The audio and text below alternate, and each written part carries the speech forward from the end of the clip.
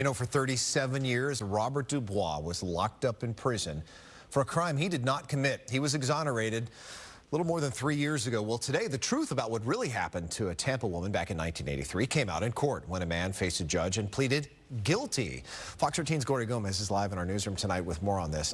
Gloria, this is just overwhelming for probably both of them. It really is, and it's closure for the families. Keep in mind, he pled guilty to all the charges, and before heading to prison, the victim's family had something to say. I just prayed to God every day and hoped for it. I was just happy to get home to my family. Robert Dubois was exonerated a few years ago after being wrongly convicted of a murder he didn't commit. He served 37 years in prison. Abram Scott Jr., 42065. This is the man prosecutors say did it. Abram Scott was involved in the rape and murder of Barbara Grams back in 1983.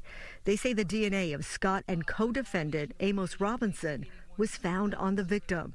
That same year, the two men were also linked to another murder.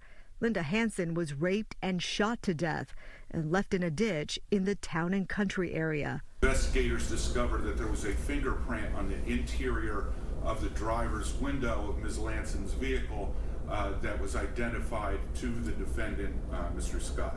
Today, Scott agreed to plead guilty to 2 counts of first-degree murder and 2 counts of sexual battery. Yes, ma'am. And is that why you signed that form? Yes, ma'am.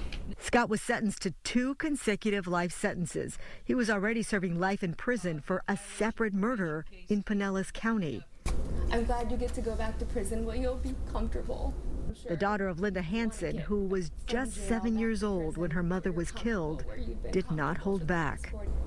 You ruined my life. I never thought the day would come when I would ever find out who killed my mother. And now I'm sitting here talking to her murderer 40 plus years later. And 40 plus years later came an apology. I want you to know I sincerely, willingly, and humbly apologize for my participation in the crimes committed against your loved one. And I ask you to please forgive me. And keep in mind, Robinson, the co-defendant in this case, is going to trial, and Scott is expected to be the star witness in the prosecution's case. We'll continue to follow this. Mark, back to you. That is something. Gloria Gomez in our newsroom. Thanks.